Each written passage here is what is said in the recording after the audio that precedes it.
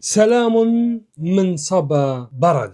تعالوا نتقاسم السلطات والخضروات.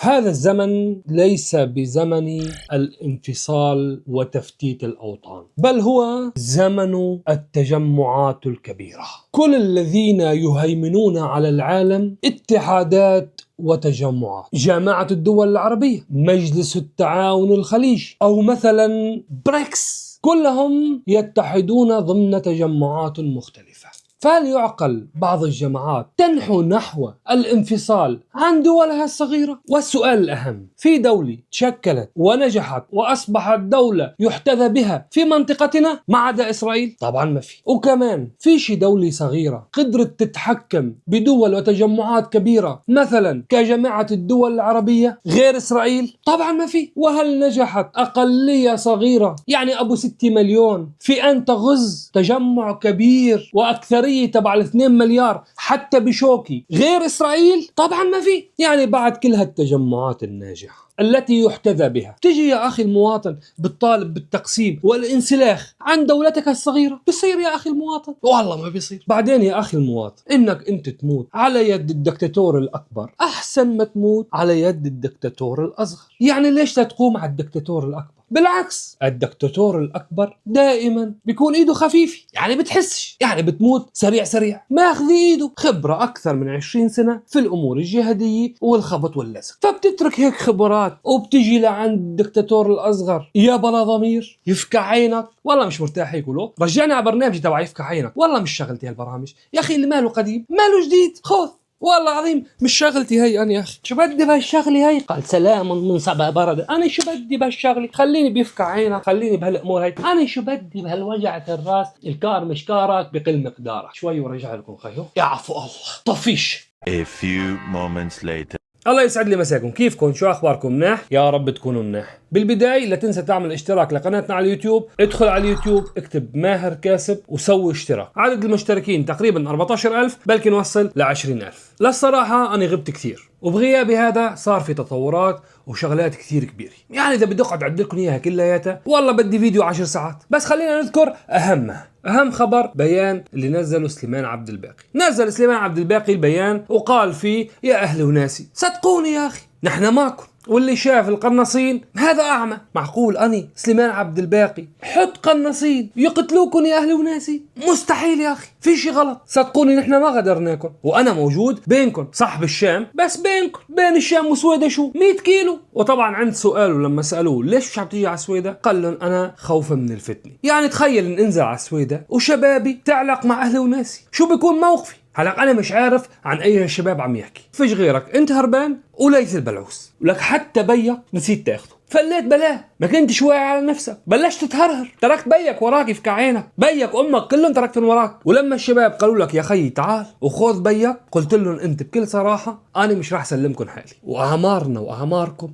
كلياتنا بيد الله تعالى. يعني كل إنسان له عمر بينتهي، ليك يا بيك سزموا مش راح أقدر أجي أخذك. وبيجي بحكي لي عن شباب. اما الخبر الثاني اللي عنا يا سليمان عبد الباقي نزل بيان، وكان عم يطلب من الناس انه الناس تصدقوا اكثر من البيان الاول، انه صدقوني يا اهل وناسي مشان الله صدقوني يا جماعه الخير حدا يصدقني. لكن عبث، ما حدا كان يصدقه وما حدا معبره. اما الخبر الثالث اللي عنا يا سليمان عبد الباقي نزل بيان بعد نص ساعه من البيان الثاني، وعم يطلب من الناس ان تصدقوا اكثر من البيان الثاني. يفكع عينك يا سليمان يا زلمه، شو بك؟ بيان اول ماشي، بيان ثاني ماشي، بس الثالث ليش؟ اما الخبر الرابع هو لخالتي سناء قلب، امه لليث البلعوس. انتشرت لمحادثه وهي عم تحكي مع بصاره، وعم بتقول للبصاره لامه لليث انه ليث قريبا راح يسطع نجم، راح يسطع كثير نجمه، وعد لل 12 اللي كان يسب ليث راح يصير يمدح فيه، ونجمه هيك راح يعمل. هو للصراحة انتشر فيديو لليث عم يهز ويرقص وسطع نجمه سطعة بنت 6 لذينة، وحياة خالتي سناء قلب انه نجمه سطع سطعة بنت 60 كلب. والخبر الرابع سليمان عبد الباقي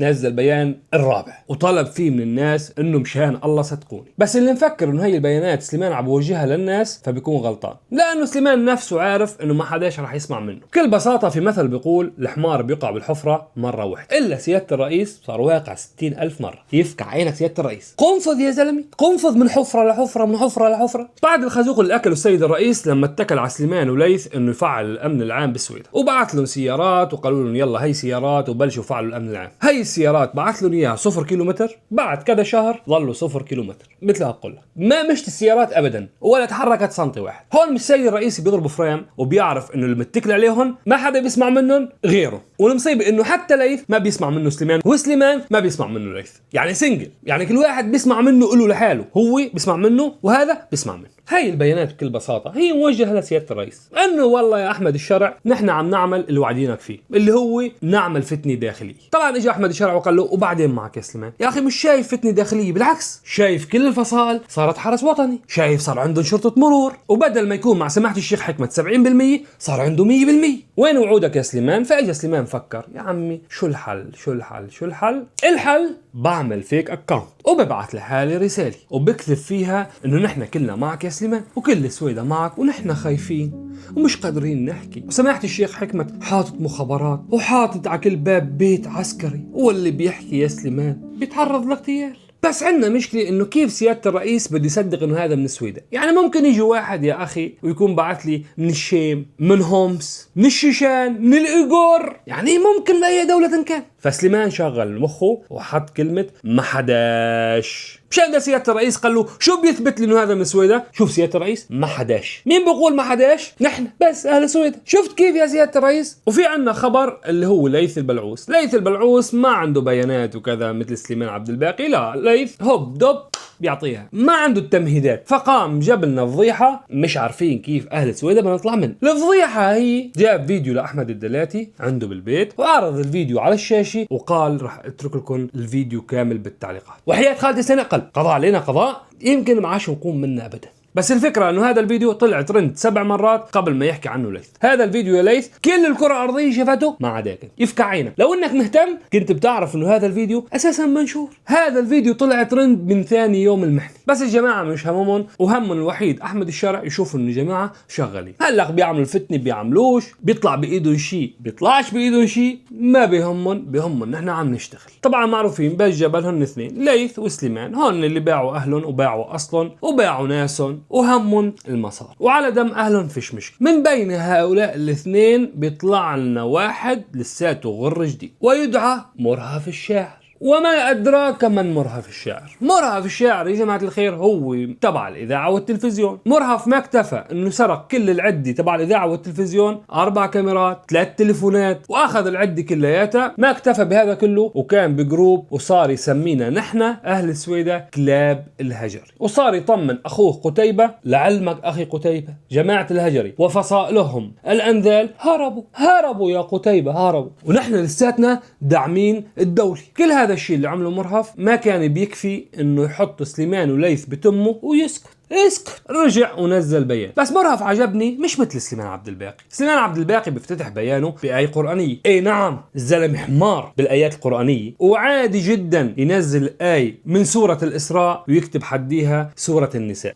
مش الزلمة هذا فهمياته. شو شايفه لسليمان عبد الباقي نازل طالع بيقرأ بالقرآن، بيعرفش سورة الإسراء من النساء. مرهف الشاعر غير، طلع هيك سليمان عبد الباقي بيفتتح بقرآن، ليث بيفتتح شو كان يقول حياة الوالد. مرهف لا عنده حياة الوالد ولا عنده مغامرات بوليسية تبع 30 طلقة، فبيجي بيضرب عصفورين بحجر. بقول لك اذا بده يتفوق على الكلب رقم 1 وعلى الكلب رقم 2 لازم ننزل بيان آية قرآنية وآية من الإنجيل، هيك بضرب عصفورين بحجر. ببين انا انسان مثقف، بكسب الجهة السنية وبكسب الجهة المسيحية. بس بدي افهم مين اللي قايل لك انت وياه انه البيان ما بيمشي الحال الا بآية قرآنية او آية من الإنجيل. ما فيني اعلق على الآية من الإنجيل اذا صحيحة او لا، لانه يا اخوتنا المسيحية يعني احنا بسوريستان نتعامل بالقرآن ما بنتعامل بالإنجيل، فبنعتذر منكم إذا مرهف كمان خابص شي خبصة بهي الآية اللي نقلها من الإنجيل. طبعا بالنهاية ما بيهمنا كلام فلان ومؤامرات علان وكلام الكلب 1 والكلب 2 والجار 3، لأنه بالنهاية كلامهم والريح الثاير مش راح يقدم ولا يأخر، وهن نفسهم عارفين إنه إرادة أهلنا هي اللي بالنهاية راح تنتصر. كيف ما تنتصر وهي الإرادة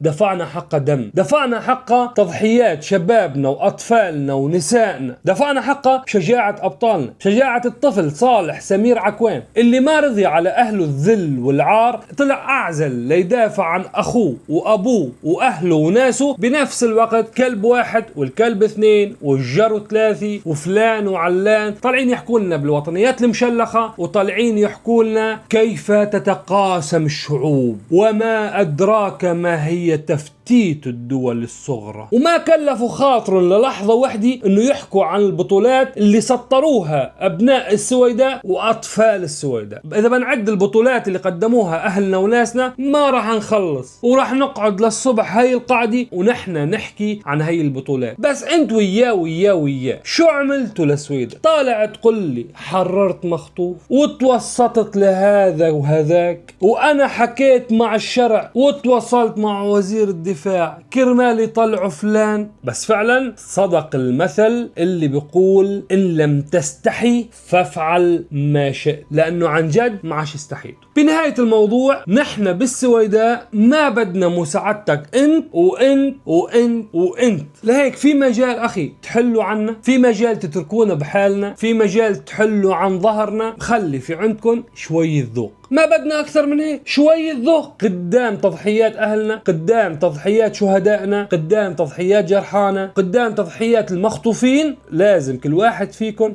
يخرس ويسكت. رحم الله شهدائنا والشفاء لجرحانا، وإن شاء الله بيرجع مختطفينا وتحرر قرانا بالقريب العاجل. وإلى ذلك الحين أمثال الذي ذكرناهم الله يلعن اللي شافكم وانبسط ويفكع عينكم. يظل خطرنا عندكم ويعفو. طفي.